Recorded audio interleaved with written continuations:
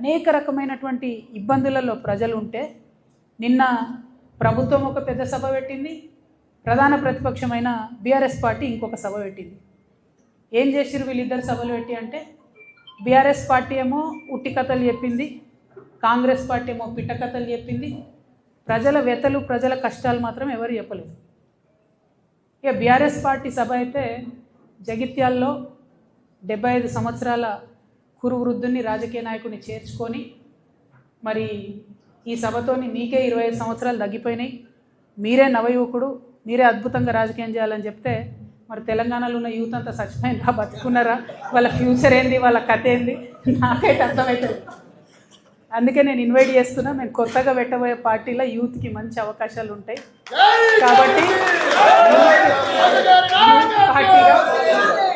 Young పార్టీగా ఉండేటటువంటి కొత్త చేంజ్ తీసుకొచ్చే పార్టీ వైపు ప్రజలు చూడాలని చెప్పి నేను రిక్వెస్ట్ చేస్తూ ఉన్నా. ఎట్ ద సేమ్ టైం మీరు బీఆర్ఎస్ పార్టీ పెట్టినటువంటి సభను అబ్జర్వ్ చేసినట్టయితే కేంద్ర ప్రభుత్వాన్ని పల్లెత్తు మాట అనలేదు. జాతీయ పార్టీని అని చెప్పుకునేటటువంటి పార్టీ ఇవాళ దేశవ్యాప్తంగా చర్చ అవుతున్న అంశం ఏంది? మహిళా బిల్లు, డీలిమిటేషన్. ఈ రెండిటి మీద కనీసం పల్లెత్తు మాట అనలేదు. ఆడబిడ్డలకు ఒక భరోసా ఇవ్వలేదు. రాజకీయంగా మీరు ముందుకు రావడానికి మేము నిలబడి ఉంటాం, మీకు అండగా ఉంటాం అనే భరోసా ఇవ్వలేదు.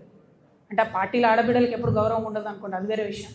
కానీ చూస్తే మందేమనుకుంటారు అనడానికన్నా కనీసం మరి మహిళా బిల్లు పోయింది, మేము జాతీయ పార్టీ, దాని మీద మాకు విధానం ఉంటుంది, దీని మీద మేము పోరాటం చేస్తామన్న మాట కూడా బీఆర్ఎస్ పార్టీ మాట్లాడకపోవడం అన్నది నిజంగా శోచనీయం. ఇక ఇదైతే ఇంకొకటి ఏంటంటే గమ్మత్తు, ప్రజల్ని బ్లేమ్ చేయడం, ప్రజల్ని తప్పుపట్టడం. మా ఓటమికి మీరే కారణం, ఇక మీరు ఓటేసిరు, తప్పు దిక్కు మీరు అనుభవించండి అని ఒక పక్క ప్రజలను తప్పుపట్టడం, ఇంకొక పక్క రాజకీయ పునరేకీకరణ పేరుతోని ప్రజలను తప్పుదోవ పట్టించడం. ఎవరండి ఈ జీవన్ రెడ్డి గారు? ఆనాడు వైఎస్ రాజశేఖర రెడ్డి ఉన్నప్పుడు ఉద్యమం కోసం రాజీనామా చేసి ముందుకెళ్తే 2 సార్లు ఉద్యమ నాయకత్వం మీద పోటీ చేసిందే ఈ జీవన్ రెడ్డి గారు. పచ్చి తెలంగాణ వ్యతిరేకి. రాజశేఖర రెడ్డి ఉంటే చాలు నాకు తెలంగాణ ఎందుకన్న వ్యక్తిన. అంటే రాజకీయ పునరేకీకరణ పేరుతోని తెలంగాణ వ్యతిరేక శక్తుల్ని తీసుకొచ్చి తెలంగాణ పునర్నిర్మాణ యజ్ఞం చేస్తామని చెప్తే ఇక ఒకటే అర్థమైంది నాకు, 1000 ఏళ్ళైనా బీఆర్ఎస్ పార్టీ మారదు. తెలంగాణ ఉద్యమకారుల గురించి ఒక ఊసు లేదు, తెలంగాణ ఉద్యమకారుల గురించి ఒక మాట లేదు. కాంగ్రెస్ ప్రభుత్వం తెలంగాణ ఉద్యమకారుల్ని మోసం చేస్తూ కేకే కమిటీ వేస్తామని కాలయాపన చేస్తే ఒక్క మాట కనీసం బిచ్చమెత్తుకుంటున్నాడు ఉద్యమకారులు. రేపు భిక్షాటన చేస్తారట. అవమానం అనిపిస్తుంది, కళ్ళకి నీళ్ళు వస్తున్నాయి, దుఃఖం వస్తుంది. పిడికిలెత్తి పోరాడినటువంటి నా ఉద్యమకారుల అన్నదమ్ములు బిచ్చమెత్తుకుంటారు ఇవాళ రోడ్ల మీద. మరి ఏం పునరేకీకరణ? వైఎస్ రాజశేఖర రెడ్డి కావాలన్న వాళ్ళతో పునరేకీకరణ. తెలంగాణ ప్రజలు, ముఖ్యంగా తెలంగాణ మేధావులు ఆలోచించాలని నేను కోరుతా ఉన్నా. ఇక వీళ్ళు ఒక రకమైతే కాంగ్రెస్ పార్టీ పెద్ద సభ, అధికారంలో ఉన్నారు, ఆర్భాటం, హంగు, పెద్ద సభ పెట్టి ఏం మాట్లాడతారు వాళ్ళు?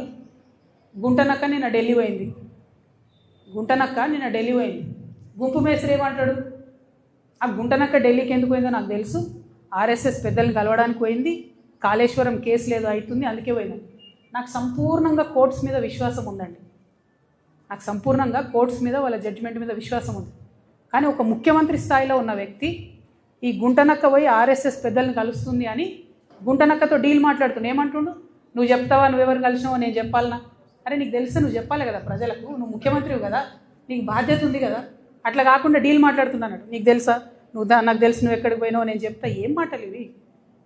అంటే ముఖ్యమంత్రి స్థాయిలో ఉన్నటువంటి వ్యక్తి కోర్టులలో ఉన్న తీర్పుల్ని ప్రభావితం చేయగలుగుతారు కొంతమంది అనేటటువంటి డైరెక్ట్గా మాట్లాడుతూ సంపూర్ణంగా రాజ్యాంగాన్ని, రాజ్యాంగబద్ధ సంస్థల్ని స్లైటన్ చేస్తూ ప్రజలకు ఏమాత్రం విశ్వాసం లేకుండా చేస్తున్నారు. అంతేకాకుండా ఏమంటాడు ఆయన? సేమ్ ఏదైతే ప్రజల పట్ల బీఆర్ఎస్ పార్టీ లెక్కలేనితనం ప్రదర్శిస్తుందో అదే లెక్కలేనితనాన్ని కూడా కాంగ్రెస్ పార్టీ ప్రదర్శిస్తే ఏమంటాడు ఆయన? నేను ప్రతిపక్షం లేకుండా చేస్తాను. నువ్వెవరు చేయడానికి? ప్రజలు కదా డిసైడ్ చేయాలి. ఎవరు ప్రతిపక్షంలో ఉంటారు, ఎవరు అధికారంలో ఉంటారు, ఎవరికే పాత్ర ఉంటుంది, ప్రజలు కదా డిసైడ్ చేయాలి. వచ్చే 10 ఏళ్ళు నేనే అధికారంలో ఉంటా, 7 ఏళ్ళు ఉంటావు. రైతు బంధా ఏడైచ్చినావు, రైతు భరోసా సీజన్ మొత్తం అయిపోయినాక ఇస్తారా? నిన్న కూడా 5 ఎకరాలకే ఇచ్చారు. ఏమి ఇచ్చిందని? మీరు ఎందుకు అధికారంలో ఉంటారు? ఇండ్లు కూడా కొట్టినందుకు అధికారంలో ఉంటారా? 2 నెలల పాప చచ్చిపోతే మాట్లాడలేదని అధికారంలో ఉంటారా? దేనికోసం అధికారంలో ఉంటారు? ఒక ఉద్యోగం ఇచ్చిరాని అధికారంలో ఉంటారా? జాబ్ క్యాలెండర్ ఇచ్చిరాని అధికారంలో ఉంటారా? దేనికోసం ఉంటారు అధికారంలో? ఎట్లా లేకుండా చేస్తారు ప్రతిపక్షాన్ని? ఏ లెక్కలేనితనం బీఆర్ఎస్ పార్టీ ప్రజల పట్ల ఇప్పటికీ ప్రదర్శిస్తున్నదో, ప్రజలే తప్పు చేసిరంటే ఆత్మవిమర్శ చేసుకుంటలేదు బీఆర్ఎస్ పార్టీ. అందుకే అంటున్నా 1000 ఏళ్ళైనా బీఆర్ఎస్ పార్టీ మారదు, అదే తోవలో కాంగ్రెస్ పార్టీ కూడా పోతున్నది తప్పితే వేరే ఏం లేదు. వీళ్ళిద్దరూ తూకిత్తా అంటే తూకిత్తా, నేను సభ పెట్టినా, నేను పెద్ద సభ పెట్టినా, ఇది తప్పితే బల ప్రదర్శన తప్పితే ప్రజల గురించి మాట్లాడింది లేదు, ప్రజల కోసం ఆలోచించేది లేదు. డెఫినెట్గా మారాలి పాలిటిక్స్. దయచేసి పాలిటిక్స్ మారాలి, ప్రజల సెంట్రిక్గా పాలిటిక్స్ జరగాలి, నాయకుల సెంట్రిక్గా కాదు, పార్టీల సెంట్రిక్గా కాదు. ప్రజలకు ఏదైనా ఇబ్బంది ఉంటే దాన్ని అడ్రస్ చేసేటట్టు రాజకీయ నాయకత్వం ఉండాలి. దానికోసమే ఈ రాష్ట్రంలో కొత్త రాజకీయ శక్తిగా మేము ఆవిర్భవించబోతా ఉన్నాం. 25వ తారీఖు నాడు ప్రజలందరినీ నేను రిక్వెస్ట్ చేస్తూ ఉన్నా, దయచేసి కథలు రండి, తరలి రండి. ఒక ఆడబిడ్డగా నేను ఒక ప్రయత్నం చేద్దాం అనుకుంటున్నా, ఒక కొత్త తరహా రాజకీయం చేద్దాం అనుకుంటున్నాను. ప్రజల కష్టాలు తీరేటట్టు, ప్రాబ్లం ఉంటే ఆహా ఉందా అని అక్నాలెడ్జ్మెంట్ కాదు, పరిష్కారం కోసం వెతికేటటువంటి పోరాట పటిమతో మీ దగ్గరికి వద్దాం అనుకుంటున్నా. ఒక ఆడబిడ్డగా వస్తున్నా, ఆశీర్వదించమని కోరుతూ సభను విజయవంతం చేయవలసిందిగా జాగృతి కార్యకర్తలకు, నాయకులకు పిలుపునిస్తూ యంగ్స్టర్స్కి, స్టూడెంట్స్కి, యూత్కి ప్రత్యేకించి వెల్కమ్ చెప్తూ సెలవు తీసుకుంటున్నాను. Thank you. జై తెలంగాణ, జై జాగృతి, జై తెలంగాణ.